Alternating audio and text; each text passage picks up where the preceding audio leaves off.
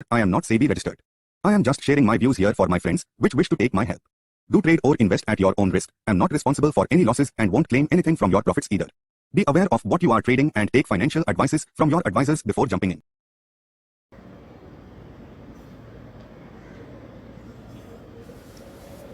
हाय everyone, last week हमने 2 direction दी थी और एक एक्सट्रीम बेयर केस दिया था। उसमें भी बोला था इसके चांसेस बहुत कम हैं क्योंकि ये पुरानी ट्रेंड लाइन है, उसके सपोर्ट पर आया है तो वहीं से सपोर्ट लेकर हम ऊपर जाएंगे। और आप देख सकते हैं हमारा बुल केस एग्जैक्टली फॉलो हुआ है, यानी यहाँ पर सपोर्ट पे आपने थोड़ा सा स्टॉप लॉस लेकर ले लिया होता तो अब तक आपको 500 पॉइंट या उससे ज़्यादा मिल गए होते।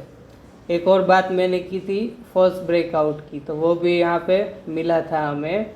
और 21,800 या जो भी यहाँ पे लो दिख रहा है अभी 21,821 का है, वहाँ पर टच करके हम घूमे हैं। यानी सारे लेवल्स हमें जो पहले से पता थे वहीं से घूम रहा है। इतना अच्छा मार्केट कभी कभी देखने को मिलता है, जो लेवल से ही घूमेगा, लेवल तक ही करेक्ट होगा। अब आगे ऊपर की ओर क्योंकि हम जा रहे हैं और इलेक्शन के रिज़ल्ट और पास आ रहे हैं तो ऊपर जाने के चांसेस बढ़ जाते हैं। क्योंकि अभी ये चैनल में घूम रहा है तो इसी चैनल को हम एक्सटेंड करके आगे की डायरेक्शन पता कर सकते हैं। क्योंकि ऊपर की ओर न्यू लाइफ टाइम हाई करीब है, इसलिए हमें थोड़ा लेवल स्विंग करने होंगे और उसे निकालने के लिए ये जो पुरानी ट्रेंड लाइन है उसे एक्सटेंड करना है।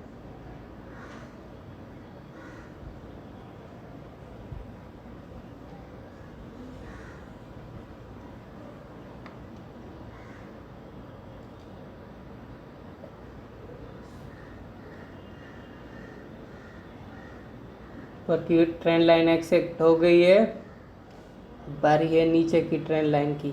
सपोर्ट भी टाइम के साथ ऊपर की ओर शिफ्ट होगा। और क्योंकि हम यहाँ पर है इसलिए सीधे तौर पर 2 डायरेक्शन हमें सोचनी है, एक बेयर केस एक बुल केस। क्योंकि हमने एक ब्रेकआउट दिया हुआ है पीछे और ऊपर की ओर ज़्यादा जाने के चांसेस इलेक्शन में मोदी जी की विन के चांसेस ज़्यादा है, इसलिए भी है। पर अगर कहीं रुकना है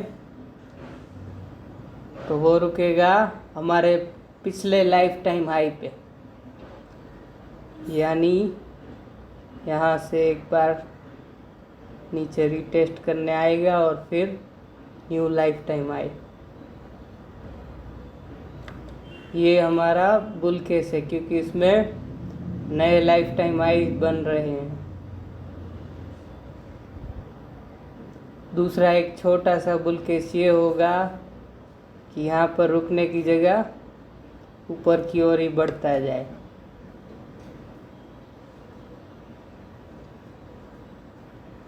और ये ट्रेंड लाइन के जो रेजिस्टेंस है वहाँ से थोड़ा नीचे की ओर आए।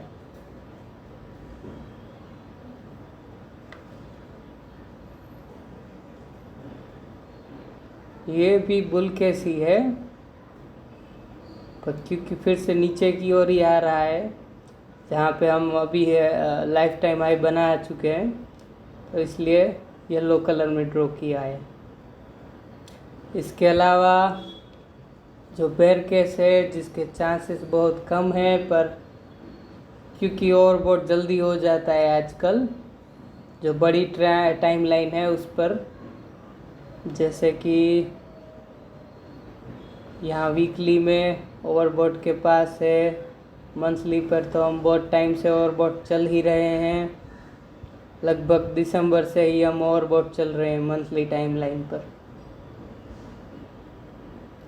तो इसलिए नीचे की ओर भी हमें अगर जाने वाला है तो उसकी सिर्फ लेवल्स पता होने चाहिए कहाँ से प्रॉब्लम स्टार्ट हो सकती है। तो वो बेयर केस यहाँ पे होगा, जो ये नीचे टेस्ट करने जाएगा वो फेल होगा और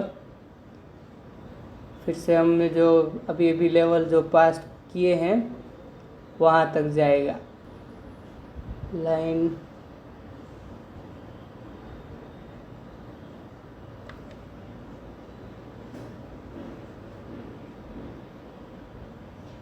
चांसेस कम है, पर फिर भी हम ड्रॉ करके रखते हैं। इनकेस जाएगा नीचे तो आगे के लेवल निकाल लेंगे। फिलहाल इतने से काम चल जाएगा।